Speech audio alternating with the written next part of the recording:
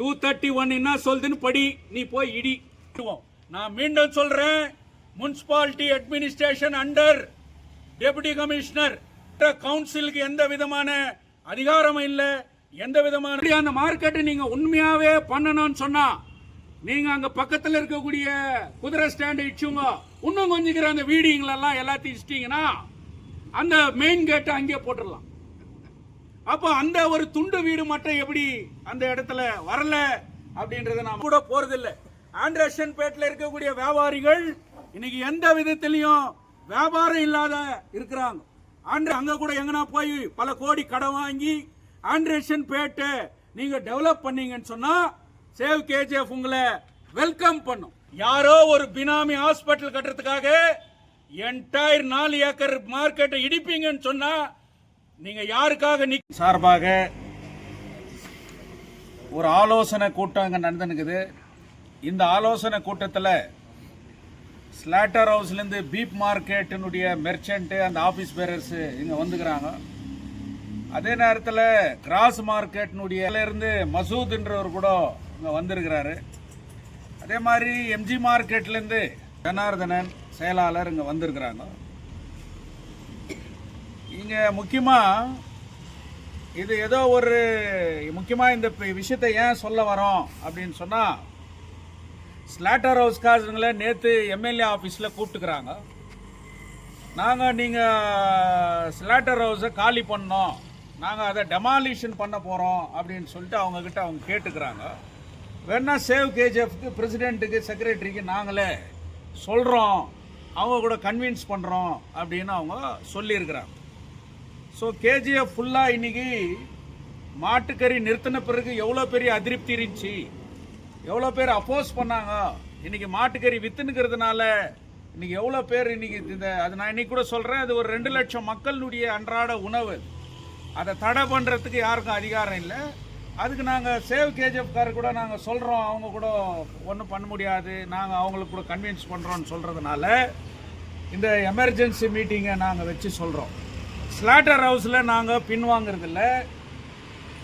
Municipality act பிரகாரம் under section 243 பிரகாரம் slaughter ஹவுஸ்க்கு என்ன கைட்லைன்ஸ் இருக்குதோ அதை நீங்கள் பண்ணணும். ஏன்னா இது முனிசிபல் அட்மினிஸ்ட்ரேஷன் பண்ணுறது. இங்கே எம்எல்ஏக்கு எந்த ரோலும் கிடையாது. முனிசிபாலிட்டி ஆக்டில் எம்எல்ஏக்கு எந்த ரோலும் கிடையாது. முனிசிபாலிட்டி அட்மினிஸ்ட்ரேஷன் தான் அதை பண்ணணும். ரெண்டாவது, இப்போ முனிசிபல் அட்மினிஸ்ட்ரேஷன் க்ளோஸ் ஆயிடுச்சு. 6/11/2025 அட்மினிஸ்ட்ரேட்டர் அப்பாயிண்ட் பண்ணிக்கிறாங்க. State government notification பண்ணிட்டுக்கிறாங்க.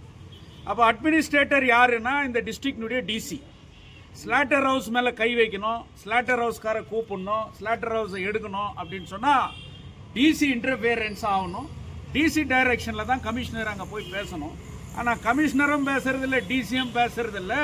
இங்கே சம்மந்தம் இல்லாதவங்க பேசுறதுன்னு வரும்போது ஸ்லாட்டர் ஹவுஸ் விஷயத்தில் ஒன்று தான், முனிசிபாலிட்டி ஆக்ட் பிரகாரம் அவங்களுக்கு ஆத்தரைஸ்டு ஸ்லாட்டர் இன்னொரு இடத்துல ப்ராப்பராக எஸ்டாப்ளிஷ் பண்ணிட்டு இவங்களை அங்கே ஷிஃப்ட் பண்ணிட்டு டெவலப் பண்ணிட்டு என்ன பண்ண போறீங்க அந்த இடத்துல அப்படின்னு சொல்லி பப்ளிக் சொல்லிட்ட பிறகு அந்த இடத்துல பண்ணுறதுல எந்த விதமான அப்ஜெக்ஷனும் இல்லை.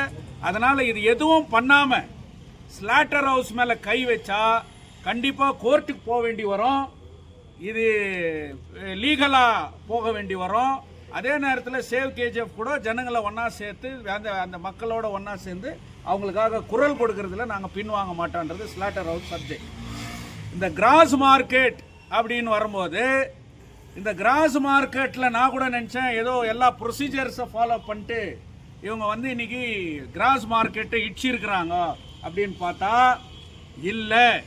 முனிசிபாலிட்டி ஆக்ட் பிரகாரம் 231 என்ன சொல்லுது, ஒன்று டெமாலிஷன் பண்ணணும் பில்டிங்னு சொன்னால் அதுக்கு என்னென்ன ப்ரொசீஜர்ஸ் இருக்குது அப்படின்ட்டு பார்க்கணும். அது ஆக்ஷனில் விடப்பட்டு அந்த ஆக்ஷன்லேருந்து எடுத்து கட்டப்பட்ட ஒரு கிராஸ் மார்க்கெட். அந்த பக்கத்தில் இருக்கக்கூடிய அந்த மாட்டு வண்டி ஜடகா ஸ்டாண்டு ரெசல்யூஷன் பாஸ் பண்ணி கோடிக்கணக்கான ரூபாய் இன்வெஸ்ட் பண்ணி அதை கட்டி அந்த SC/ST அந்த தொழிலாளர்களுக்கு கொடுக்கறதுக்காக உருவாக்கப்பட்ட ஒரு இடம். ஆனால் நம்ம செக்ரட்டரி தயானந்தன் சொன்ன மாதிரி முனிசிபாலிட்டியில் கிராஸ் மார்க்கெட்டை இடிக்கிறதுக்கு முன்னாடி எந்த கூட்டமும் நடத்தல, எந்த ரெசல்யூஷனும் பாஸ் பண்ணல, எந்த சோகாஸ் நோட்டீஸும் அவங்களுக்கு கொடுக்கல. ஏன் இதை நான் சொல்ல வரேன் அப்படின்னு சொன்னா, 1.5 கோடி ரூபாய் ரெண்ட் டியூ இருக்குது, எலக்ட்ரிசிட்டி பவர் சப்ளை கனெக்ஷன்ஸ் இருக்குது.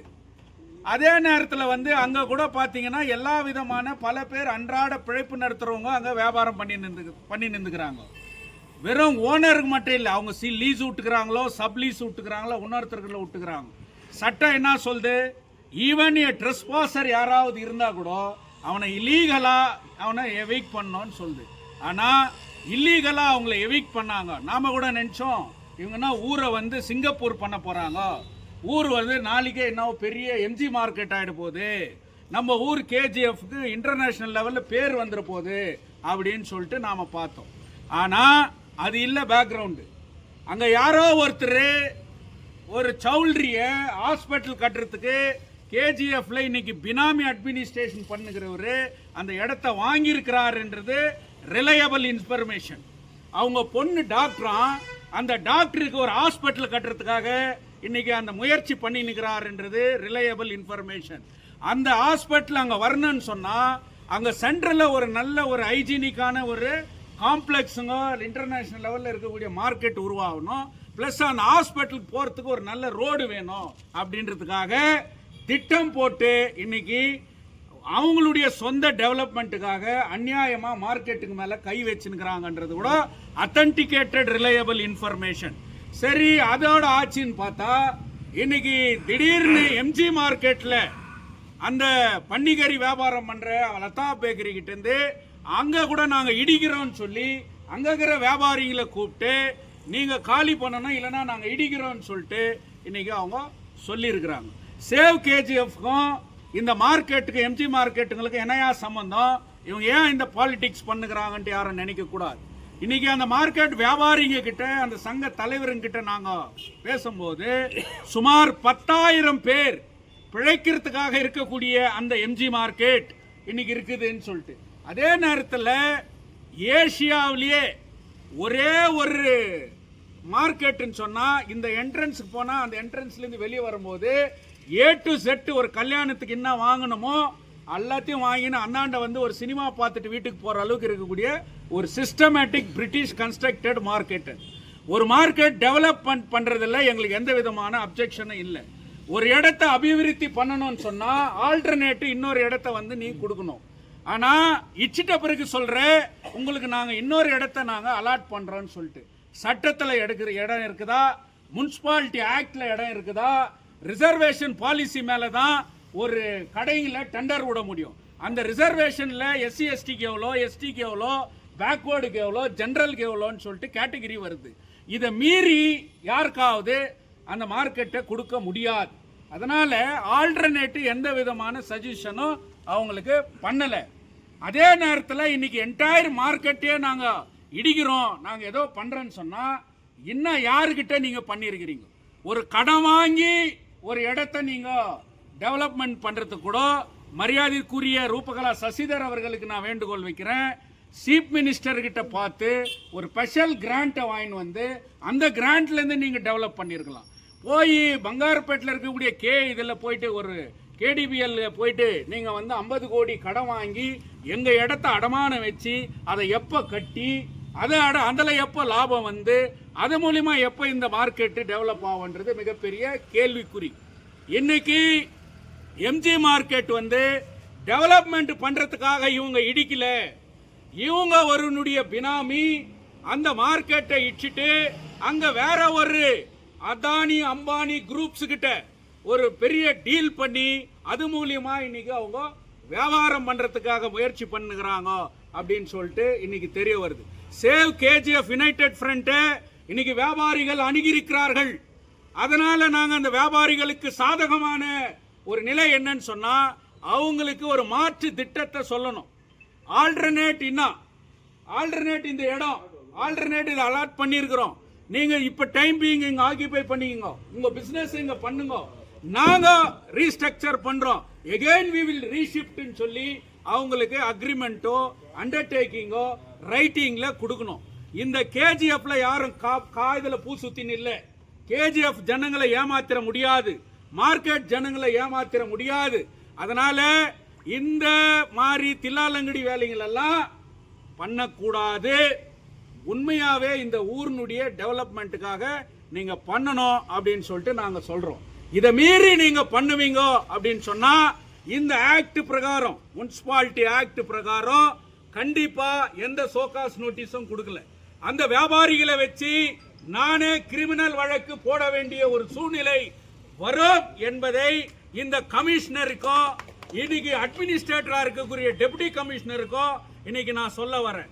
2.5 கோடியில இப்பதான் எம்ஜி மார்க்கெட்ல ரோடு, காவா, பிஷ் மார்க்கெட்டு, பீப் மார்க்கெட்டு கிட்ட எல்லாம் நீ போட்டு கவர்மெண்ட்டுக்கு 2.5 கோடி ரூபாயில இப்பதான் போன பாஸை டெவலப் பண்ண இவங்க இன்னைக்கு அதே இடத்தை இடிக்கிறேன்னு சொல்றாங்க.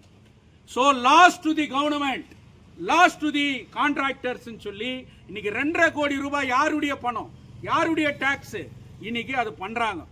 1.5 கோடி ரூபாய் ரெவென்யூ கலெக்ட் ஆகல. முனிசிபாலிட்டிக்கு மிகப்பெரிய லாஸ். அப்போ இந்த லாஸ இன்னைக்கு பண்ணின்னு அவங்க போறாங்க.